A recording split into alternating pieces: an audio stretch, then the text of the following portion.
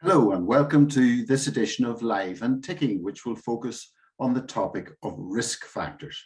I'm Fearghal McKinney, head of British Heart Foundation, Northern Ireland. Today we're discussing the topic of risk factors. These are conditions or habits that increase your risk of developing a disease. The good news is many heart and circulatory diseases are caused by risk factors that can be controlled, treated or modified. Two risk factors we want to highlight in this event are diabetes and cholesterol. Diabetes is a condition where the amount of sugar in your blood is too high. It can cause damage to your blood vessels. The cause of type 1 diabetes is still unknown, but scientists understand type 1 diabetes causes the body to attack the cells that make insulin. The cause of type 2 diabetes is a problem with the amount of insulin being made or used. The body can't control its blood sugar levels, so they keep rising. It's often linked to being physically inactive, having excess weight or obesity, and having a family history of type 2 diabetes. It usually develops gradually and affects more adults over the age of 40, but it can develop at any age. And if you have a South Asian, African, Caribbean, or Black Asian background, you might have an increased risk of developing type 2 diabetes. Another risk factor for developing heart and circulatory disease is high cholesterol. Cholesterol is a fatty substance found in your blood.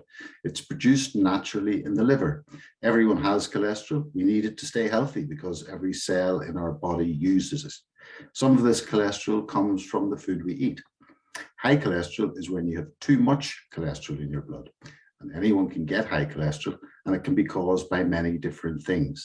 Some of these you can control, like lifestyle habits. Others you can't, like age, gender, and ethnicity. As long as you take care of the things you can control, you'll help lower your risk. Things that cause high cholesterol you can control are eating too much saturated fat, not being active enough, and having too much body fat. There aren't usually any typical signs you have high cholesterol, which is why it's so important to get it checked out. It's a hidden risk factor, which means it happens without us knowing until it's too late. So our speakers today for this event will be discussing more about these risk factors. First, we'll be joined by our case study, Len Drane. Len had a heart attack in April 2004. Tests later revealed Len also had high cholesterol and was diagnosed with type 2 diabetes. He'll be discussing how he has changed his lifestyle following this diagnosis. We will then be joined by our guest researcher, Associate Professor Lisa Heather from Oxford University. Lisa and her team have identified a new drug that could ultimately help improve heart function in people with diabetes who have had a heart attack. We'll also be joined by Cindy Jodar, Senior Cardiac Nurse, to help answer your questions during our Q&A section. During the hour, you can post your questions in the Q&A function, and we try to answer as many as possible after our talks. And if we don't get around to answering your question, then you can speak to one of our cardiac nurses by visiting our Heart Helpline website. You can also join our Health Unlocked community forum for support. This forum provides a safe space to discuss living with any heart or circulatory diseases. And finally, before we move on to our speakers, I'd like to ask you a quick poll question. We do this in all of these sessions, and in this one, we'd like to ask you, how would you rate your understanding of risk factors? 1 is little, 5 is a lot.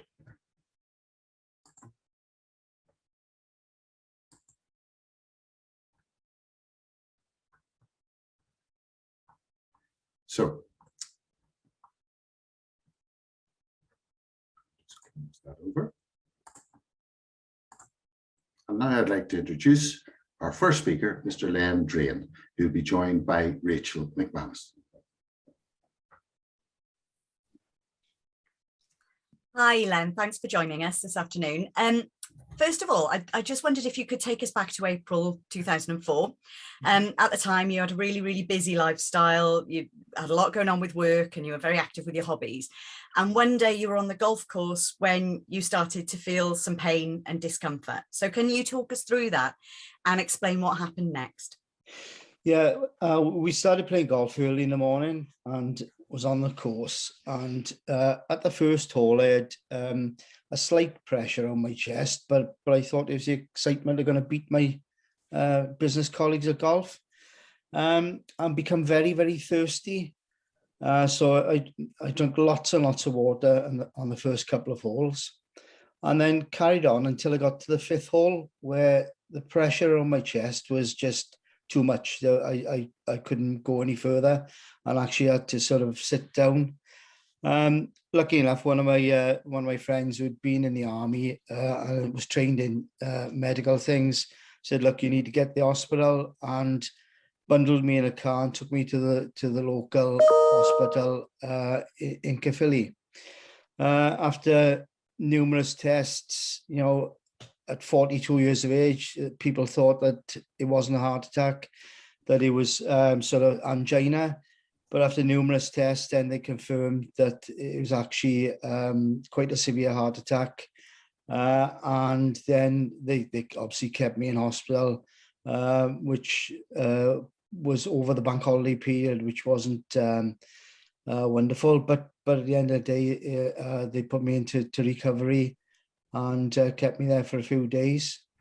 I then transferred from there to the Heath Hospital in Cardiff, where the surgeon put some stents in the one artery, and after that I felt much better. And then when I spoke to the consultant later, he asked me to come back a month later to have some more stents put into the other artery in case there was any damage there as well. It was only after when going to see the consultant for me to be discharged, basically, that I asked him, did he know why that I'd had the heart attack at 42 years of age. I was pretty fit, just finished playing competitive rugby. It was a rugby coach as well, so I was up and down the pitch quite a lot, even after finishing playing. And I did a decent diet. The first question he asked me, he said, "Well, have your parents got high cholesterol?" Which in 2004, I don't think it was that prevalent then to know. I didn't know anything about it. And I said, "Well, I can only ask, basically. I didn't know." And when I actually spoke to my parents, both my parents had high cholesterol, and I never thought to pass that information on because, again, it didn't seem as if it was that important because it was like I said, it wasn't very prevalent. When I had the heart attack, my cholesterol was up in double figures, and so, like I said, the information from that then sort of made me make the decisions of what I needed to do with my life, and of course my children, because my children were very young then. So obviously you'd been diagnosed with the high cholesterol, and then you also went on to find out that you were diagnosed with type 2 diabetes. Yeah. So what was that diagnosis? And then how did you kind of start taking control of your health and making positive changes then? Yeah, I think from the point of the heart attack, and I think the point of information for me was when I entered the community rehabilitation program, which was run by the cardiac nurses from Prince Charles Hospital in our local community centre. And I was a bit astounded, because the first morning I turned up and I was the youngest in the room, and that really took me back, because the people in there were a lot older than me. But again, having that chance to sit down with those guys and have a chat about things was really important. So from there, I started altering my diet, exercise, but doing it in baby steps rather than stopping everything altogether, because I think, again, that was very important to get through those stages of accepting what had happened to me. And then 2006, I went for a medical for some life insurance with work, and done a urine sample, and my doctor said, "Oh, I think you've got diabetes." After doing another sample, which I'd done a couple of weeks later, and it was confirmed then that I had diabetes. I didn't quite understand where it had all come from, whether it was diabetes had come on from the heart attack. It was just confusion, and that's where I started looking then to get some answers through the British Heart Foundation, through people who were in similar positions and their stories. So that's when I started altering basically everything I'd done, and moving forward with with my life basically. I mean, was it a worry for you? You know, as a relatively young man, you'd had the heart attack, then you get this diagnosis of diabetes. So was that something that was kind of playing on your mind in terms of, you know, what this could potentially mean for you longer term, and also then, you know, for your children and the next generation? Yeah, it was like the 5 stages of grief that I went through. You know, you go through all the stages until you accept what has gone on, trying to work out what I'd done wrong. You know, it hadn't happened to me and all that, but got to a point where it was like, well, right, whatever's happened. I've got to get on. I've got some young children. I've got to make sure that they are right and they get all the tests as well. And it pushed me on from there. But it was that contact with, and I'm a pretty positive person anyway, with the British Heart Foundation, the research and the website and everything. That was the main thing for me, to understand that I wasn't the only person in the world this had happened to. So it was that point of contact that really helped me to understand what I needed to do further and to move on from there. And I mean, you've said already you were quite active, you were playing rugby, you're obviously doing golf and things like that. So what changes did you put into your life, into your everyday life, and how that kind of helped the rest of the family be more active and healthier and happier as well? Yeah, I watched my diet, and you know, sort of, and my wife, obviously spoke to my wife about things, and she came on board and helped me out with a diet plan to make sure that that I was eating healthily, and exercise, regular exercise, rather than sort of running up and down the field. It was like walking. You know, I started playing golf again after a few months, but like not doing a full 18 holes, but just taking things slowly but surely, and getting used to changing my life in a quiet way rather than doing it all together at one point. So that helped as well, that I could easily take that on board and understand what had happened and what I needed to get to next. And it's been more than 18 years since your heart attack now. So you sound like you've got a really positive mindset. Yeah. And you focused on the positive changes that you could make. How important do you think that mindset is? And, you know, what do you say to, you know, if you meet other people who've had similar experiences to you, how do you sort of inspire other people? It's to be able to tell them that they're not the only person in the world it's happened to, that there are other people out there, but they need to talk. They need to talk to their families.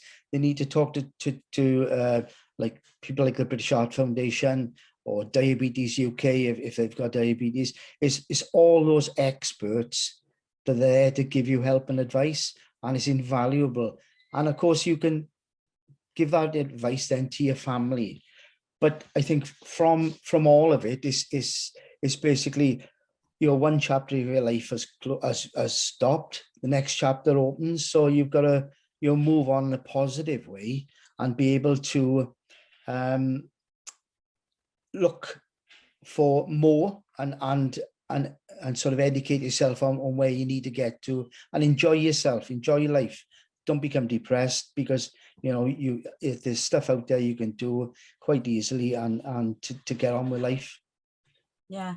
And I mean, bring us up to speed. What does life look like for you now? What kind of things are you doing? What, you know, work, activities, family, you know, fill us in on what life is like. What's a week like for Len? I was lucky enough to retire from my main job in 2 years, coming up to 2 years now. So my life has changed again, where, like I said, I'm more walking, but less stress, of course, with you know, no stress with work. So I spend more time with my grandchildren and more time with my wife. So it's a more chilled out time. And obviously we like to travel, so we travel as much as we can, whenever we can. I mean, have your health conditions that you're living with, have they sort of impeded anything? Have they sort of forced you to slow down or reconsider before, you know, if you're booking a holiday or things like that? Do you have to take into account medication or schedule things differently, think about what you're eating when you're going away, that sort of thing? No, I think I'm in the mindset now of I know what I can eat and I know what I can't eat. You know, now and again I'll have a nice little, you know, sort of thing I shouldn't have, but still, you know, you don't give it all up.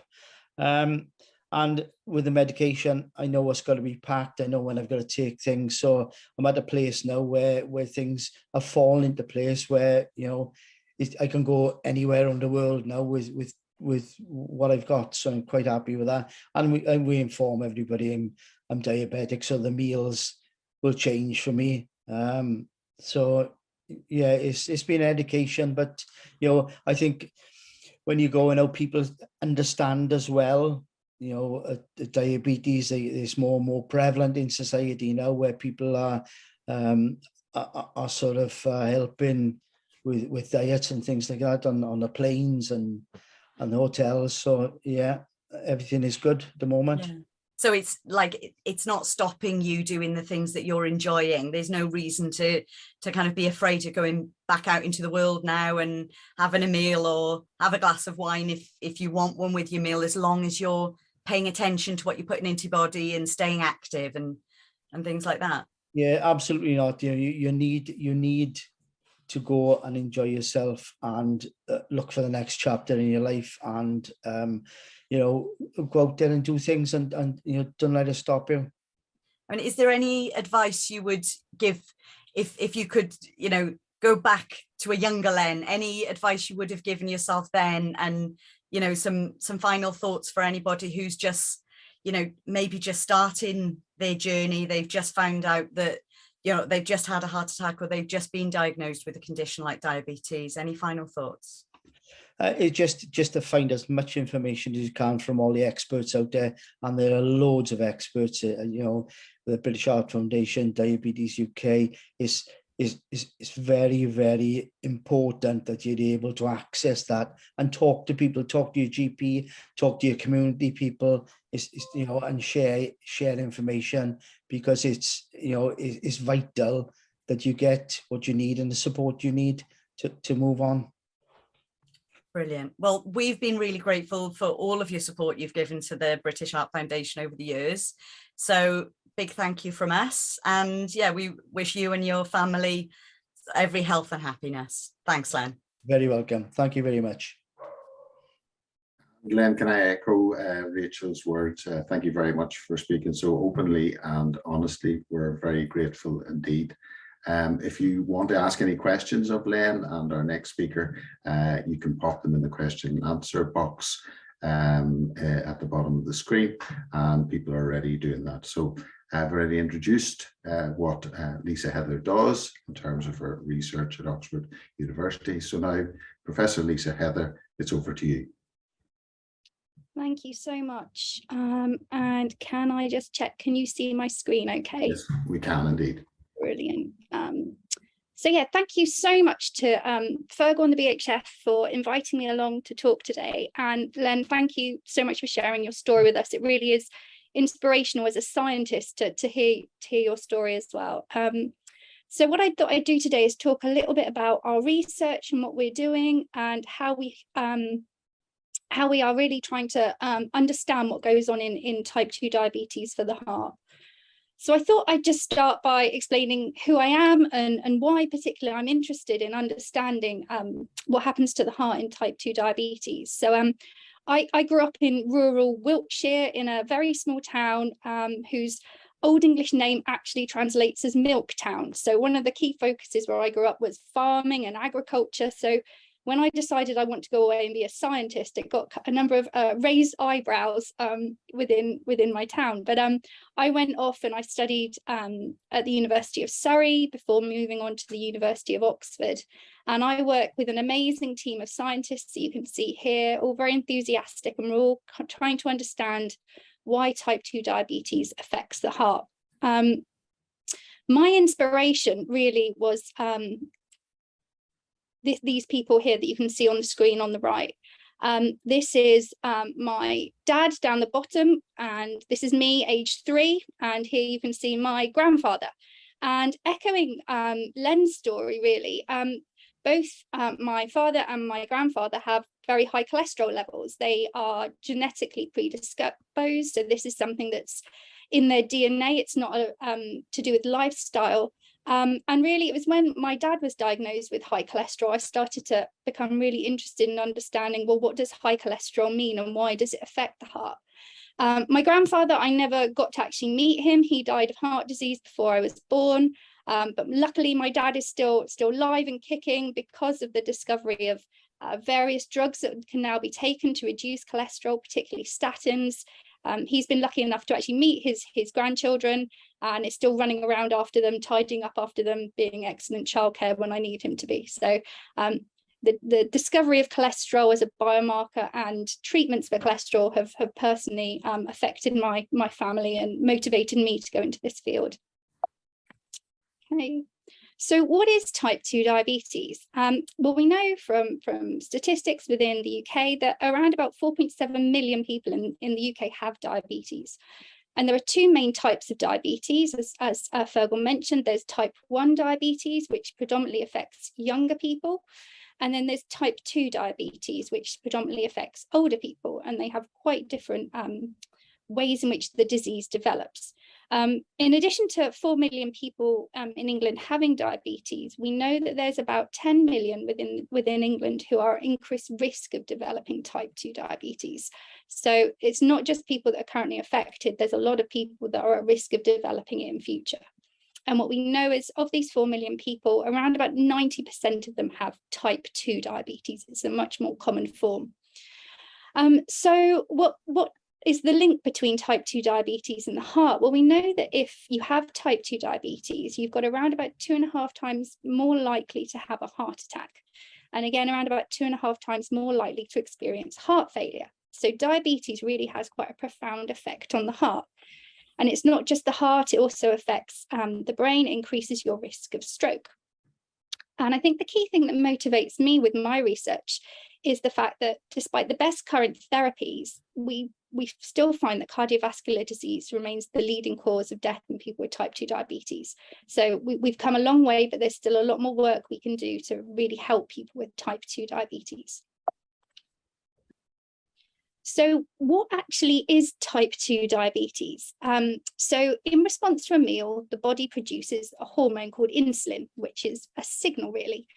And what insulin does is it tells the other parts of your body, such as your heart, to use the fuel that's in your blood. And the fuel that we have in our blood are things that we eat in our diet, so particularly sugars and fats and proteins.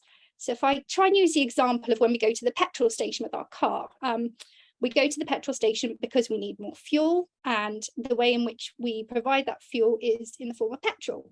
Well, this in a way is a bit like your body after a meal. So your car is a bit like your heart, and you need to put fuel into your heart to keep it beating. But the fuels we're dealing with are not petrol, they're sugars and fats and proteins. And if you think about it, when you go to a petrol station, you put the hose into your car, and that hose is a bit like your blood vessels. It supplies the petrol to your car in the same way your blood vessels supply the fuels to your heart. And the way insulin works is it's a bit like the trigger that tells the fuel to go into your heart. So when you go to the petrol station, you squeeze the trigger on the hose at the petrol station, and that allows the petrol to go into your car. That trigger, a squeezing of the trigger, is what insulin does. It tells the heart to take up the fuels. So in type 2 diabetes, this process of getting fuel into the heart goes wrong. And what happens is the insulin, the trigger that causes this to happen, doesn't work as well. And this means that the body no longer understands a signal to take up the fuels into the heart, and instead all your fuel stays in your blood. So it's a bit like if you went to the petrol station and you put the petrol hose into your car and you squeeze the trigger, but nothing comes out. That's really what happens in type 2 diabetes. And all this fuel, these fats and sugars, stay in your blood vessels rather than being taken up into the tissues of your body. And we've heard about cholesterol, and cholesterol is really just a type of fat. It's one of the types of fats you find in the blood.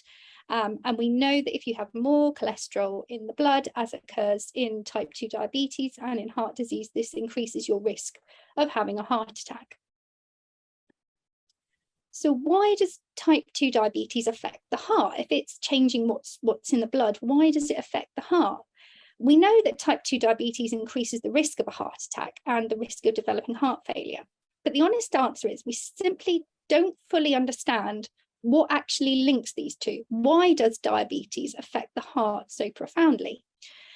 We know that type 2 diabetes and the fats and sugars in the blood cause the blood vessels to become narrowed, particularly the cholesterol gets deposited in the blood vessels and it narrows them, and this increases our risk of a heart attack. But other things are also happening that we're learning more and more about as time goes on. And one of the key things is that the heart muscles, the actual cells of the heart, the muscle cells become damaged and they become inflamed and they become stressed. And we know this happens quite early on in the disease progression. And the key thing is that while we have treatments to try and limit and reverse the vessel damage, we don't really have any treatments at the moment for the heart muscle in diabetes. So this is very much an unanswered question that our research is trying to address at present. So what are, I suppose, the current unknowns? What questions do we need to answer from our research? So to stop heart disease being a leading cause of death in people in type 2 diabetes, we need to really do three things. We need to understand why having all this sugar and fat in the blood hurts our heart. We need to find new ways in the laboratory to try and reverse these effects. And then we need to work out how we can develop new treatments using this information for use in patients. And the pathway for research is a long one. It takes us a long time to go from discovering a problem to actually having a treatment that can use in patients. And the reason for that is because we need to make sure we have a drug that actually works, that it's beneficial, and it doesn't do any harm. And that's really why the pipeline takes so long to get a drug to market.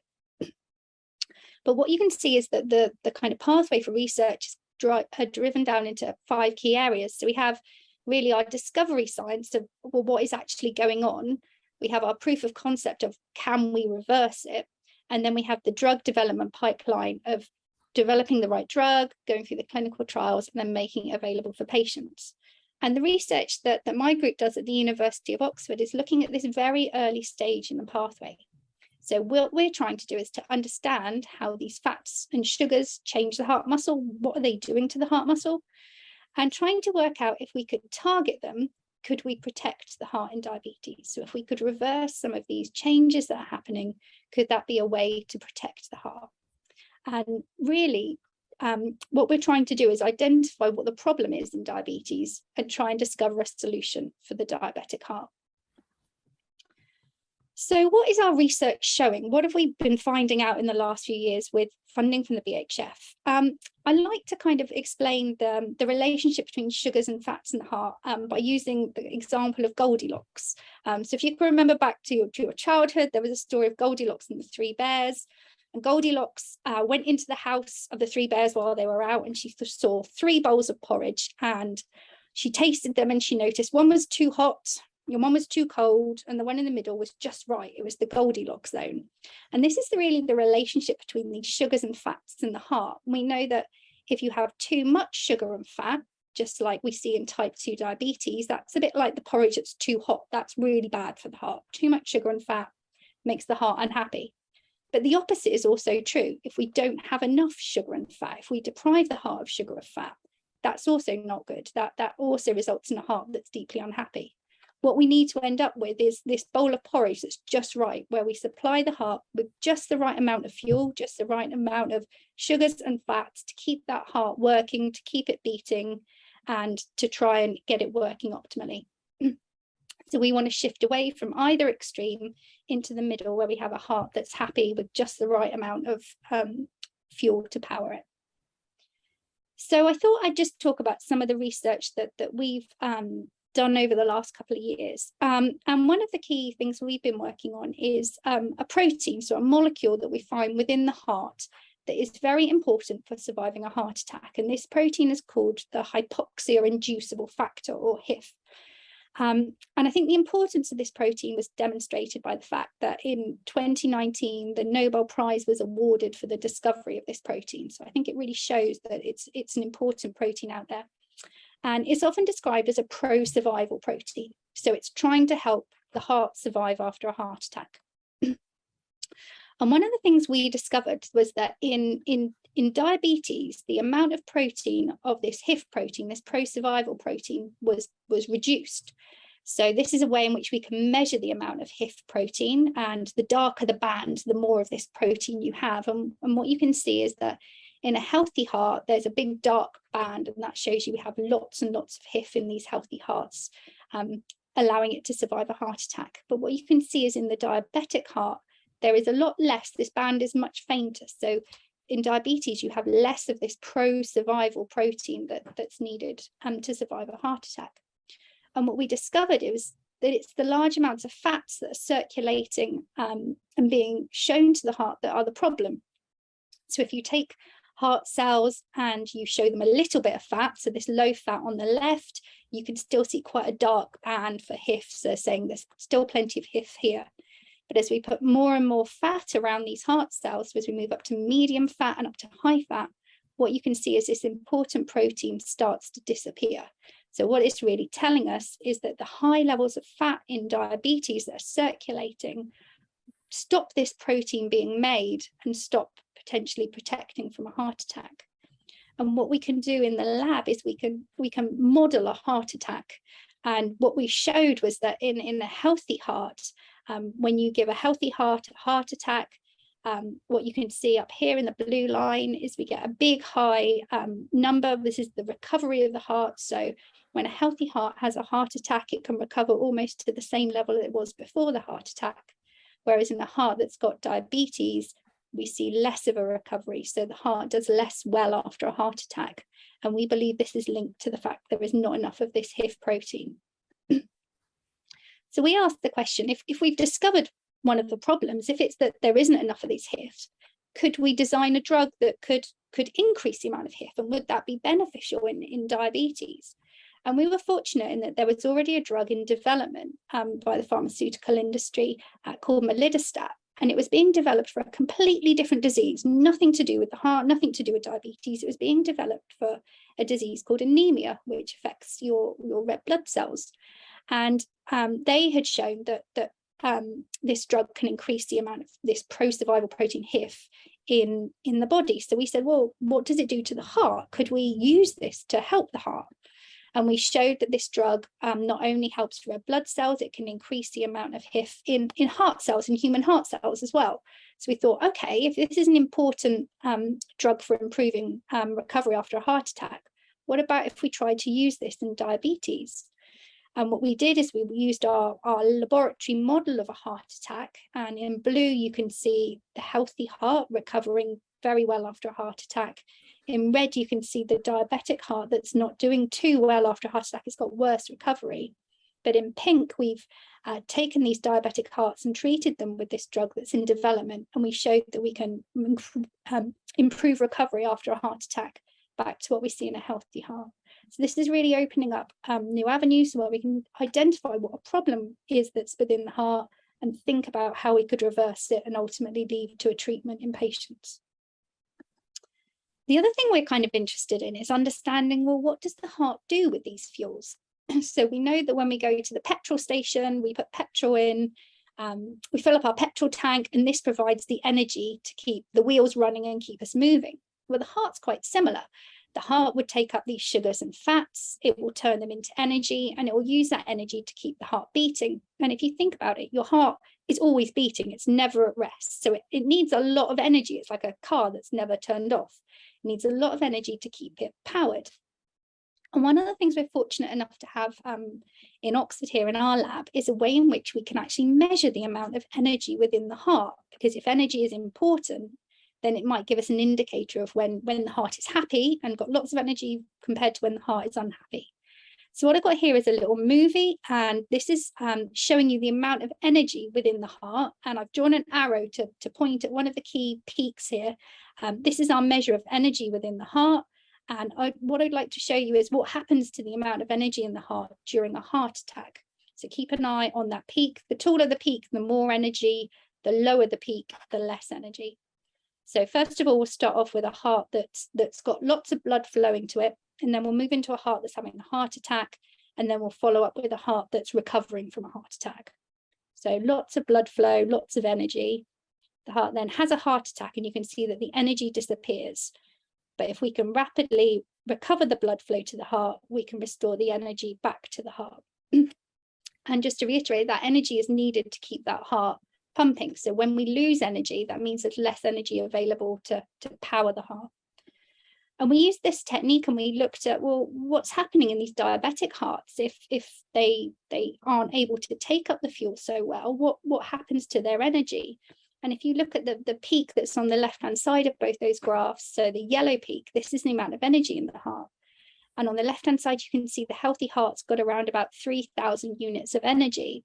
Whereas in the diabetic heart on the right, these peaks are much lower, and you're looking at around about only 2,000 units of energy in this diabetic heart. So what we've showed is that in diabetes, the heart has less energy within it available to power its beating. And if we use the analogy of like a battery, in the healthy heart, we've got a fully charged battery with lots of energy in it. But what we're finding is that in the diabetic heart, the heart is running out of energy. It's like a half-charged battery. And this obviously can affect any processes within the heart that might need that energy. So if you need to run for a bus or climb a mountain, your heart may have less energy in it to power that. So if we've identified that the problem is that the heart doesn't have enough energy, is there a way in which we could think about giving the heart more energy? And could that be a treatment for diabetes? So the heart has a very clever way in which it makes energy, same as any other cell in your body. It has its own power stations.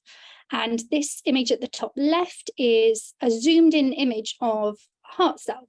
And you can see the stripy lines, and those are your muscle fibers that allow the heart to contract.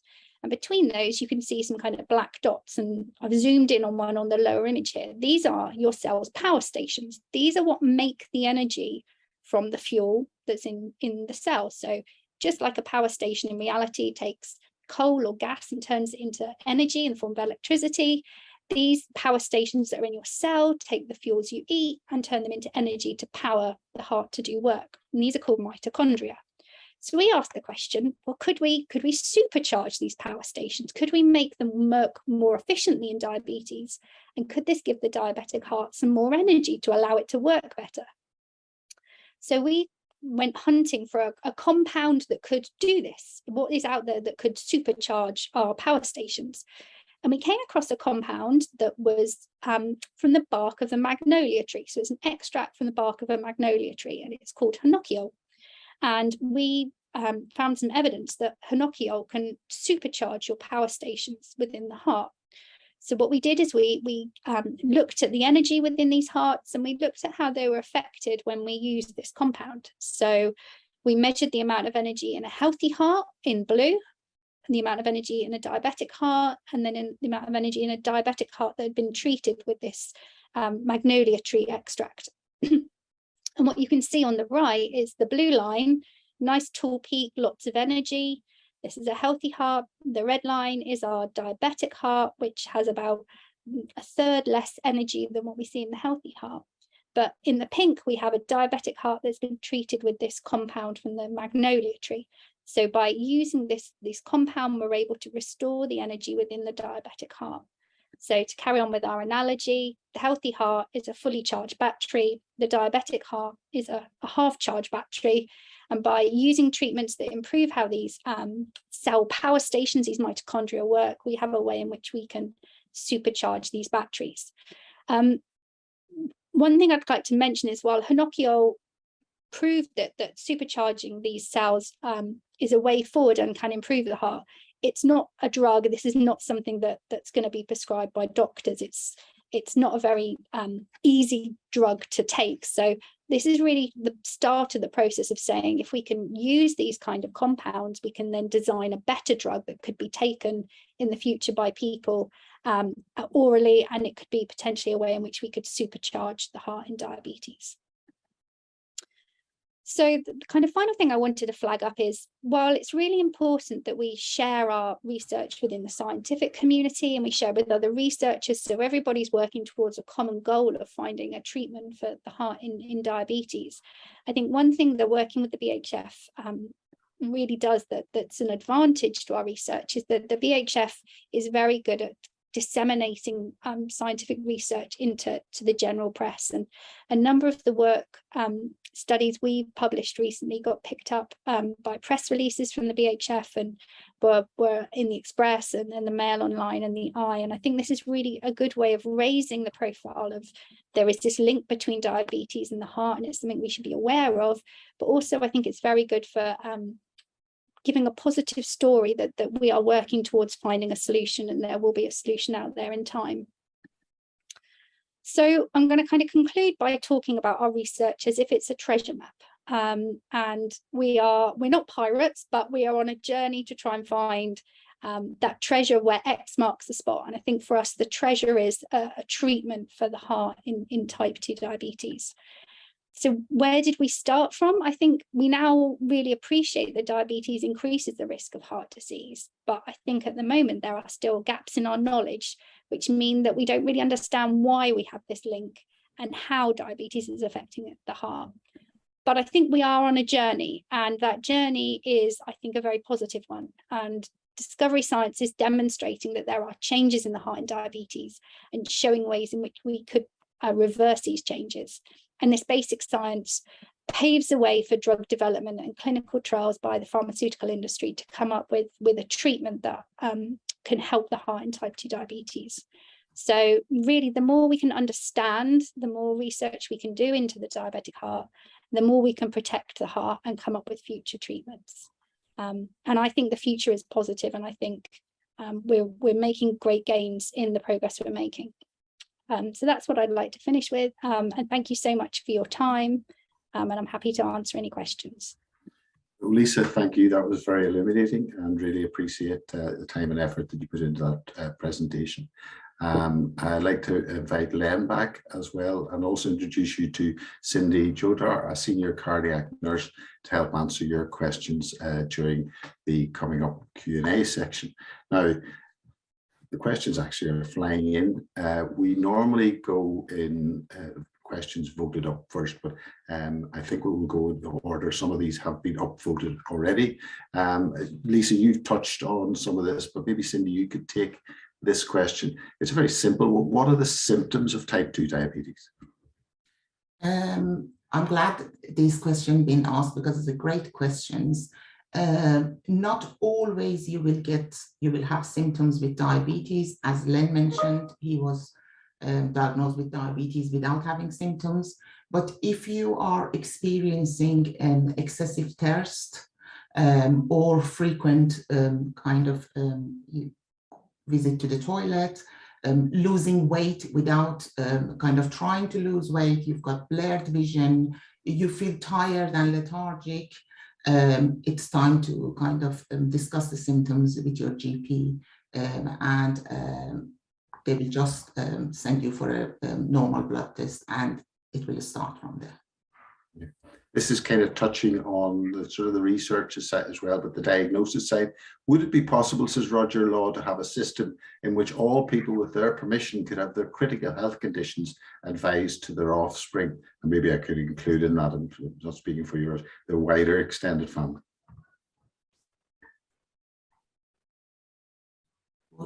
I'm happy to comment on that. Yeah, I think in an ideal world, you'd rather have those conversations, I think, within the family rather than having some kind of framework in place. And I think one of the issues is that your medical team are under no obligation to inform anyone. You know, it's a confidential conversation. They're under no obligation to communicate that information beyond the patient-doctor relationship. So I think I think it's better to have those conversations within the family, but obviously sometimes those conversations don't happen, as in Len was describing, until you start to specifically ask those questions, and so I can understand where that question's coming from, but I think there is an issue of confidentiality. Yeah. But of course you could be just touching that, Len. Did you share with your wider family your condition in the hope that maybe if anybody of them have been affected?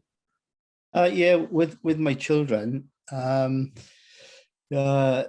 they were encouraged to go for tests, and especially cholesterol tests and everything, and they have done that over the years. So yeah, that was shared with them, and I'm sure they'll share that with their children now when they're a little bit older.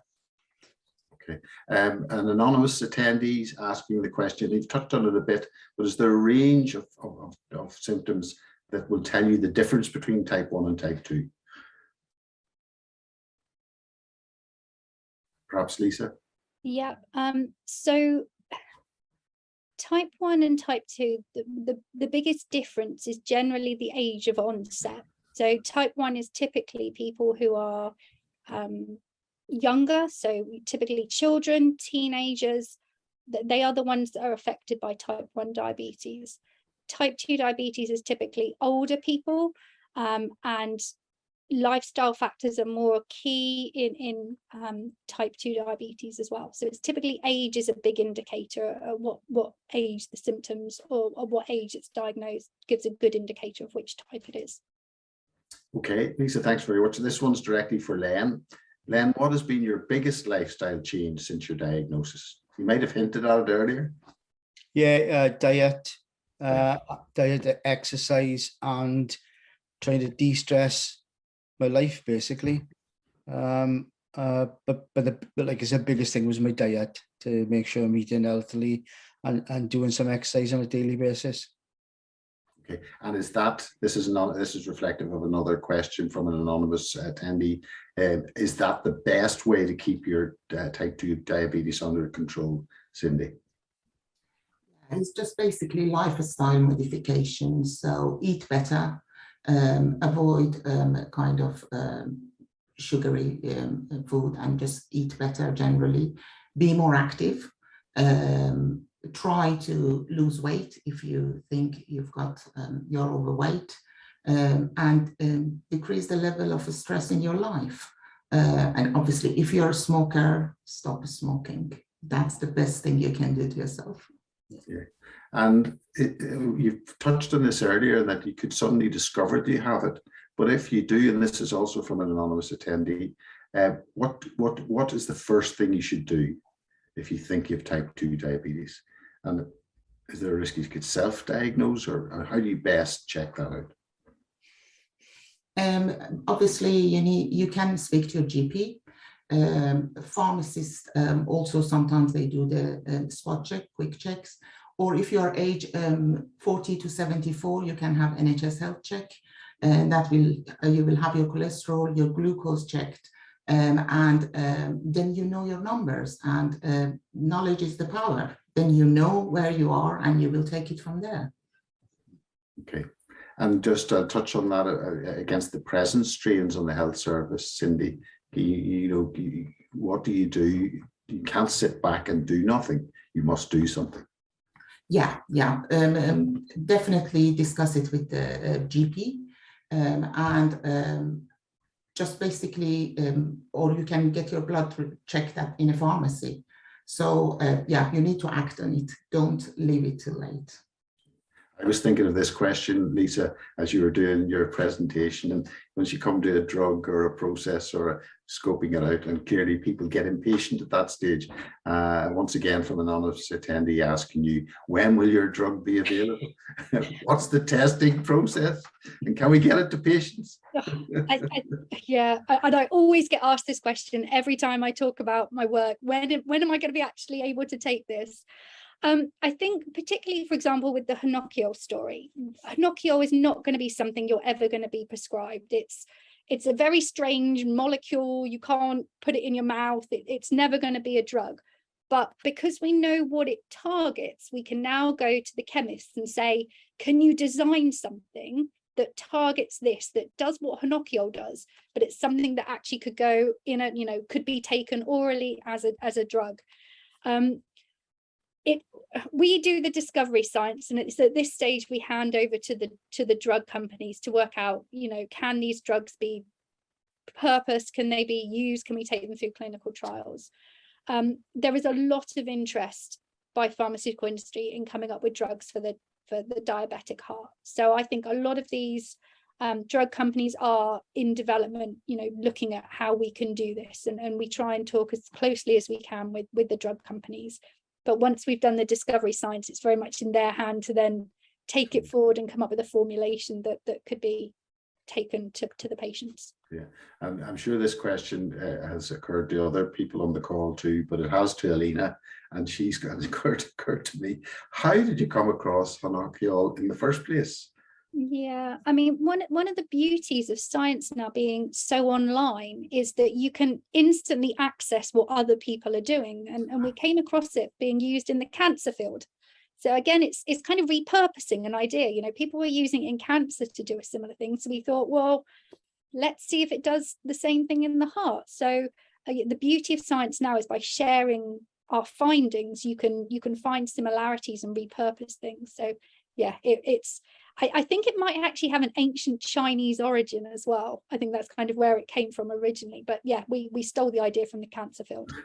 It's nothing beats stealing ideas. It's very good. So just when we're on that whole business of the research, and we saw this in relation to COVID and the very swift way that the discovery science, and well, of course, we know how long the discovery science has been going on, but we saw in a very swift way how that got turned into treatment. And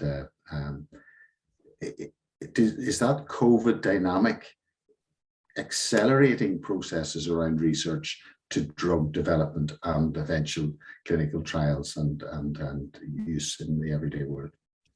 I think COVID has made getting things to market more rapid. I think that's one advantage from the COVID pandemic.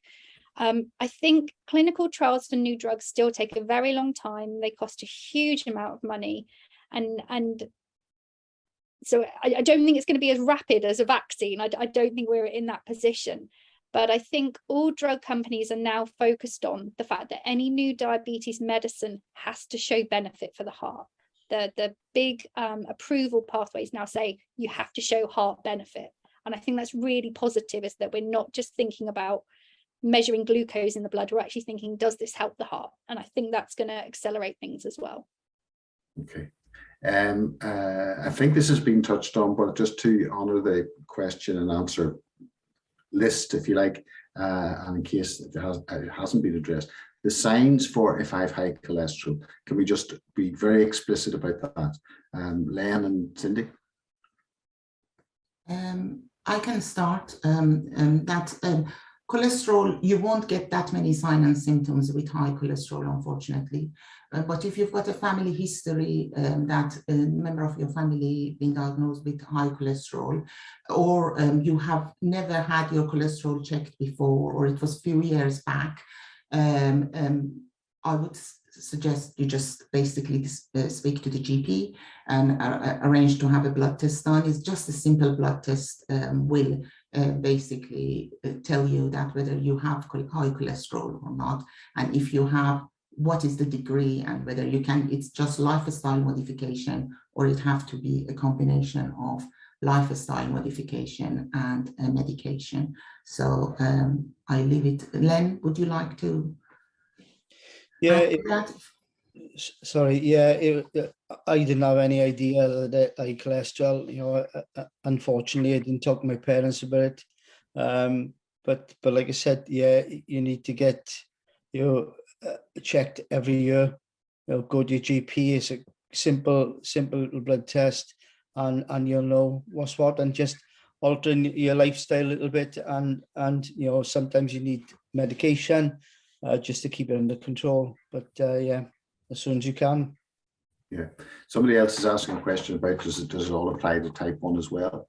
Maybe I'll just throw in a wee bit of an ancillary one. I knew somebody when they were younger who had type 1 and their mood swings were serious. Does that apply to type 2 as well?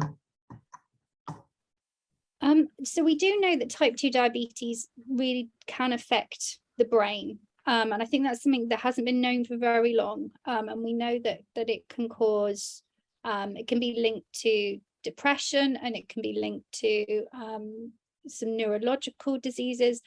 I think one of the difficulties to distinguish here is, does it cause depression because you're having to manage a disease? And like Len said, you know, you go through these 5 stages of grief, or does it cause it as a consequence of the disease? And I think that's very hard to kind of pick apart. And I honestly don't know the answer, which is true. Is it managing the disease, or is it the disease itself?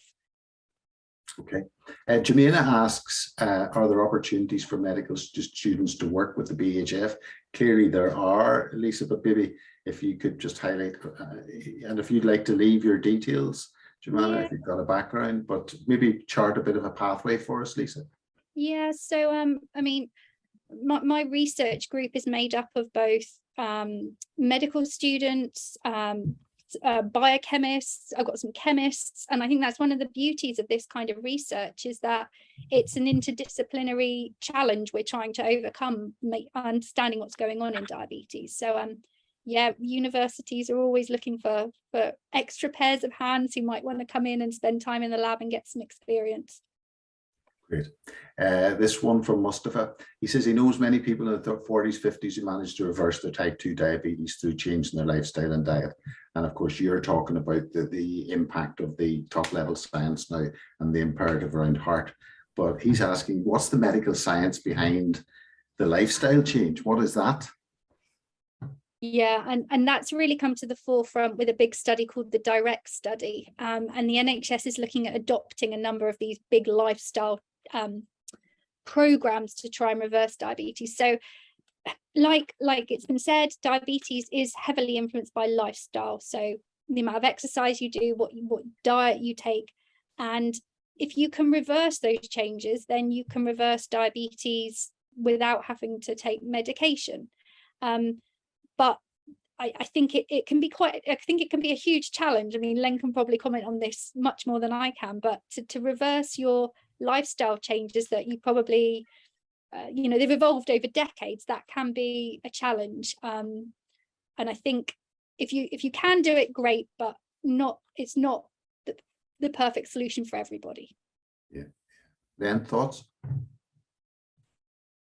Yeah, it is, you know, it take my case. I lost almost 5 stone from when I was playing rugby, changed my lifestyle, and, you know, I couldn't reverse it. It must have gone too far. But like I said, as long as I keep a check on it and making sure I keep those choices going forward, then, you know, it's manageable at the moment. So, you know. Great. Could I just add one other comment on that? Go ahead, if that's okay? So I think kind of people have been asking about the symptoms of type, and, you know, how do I know?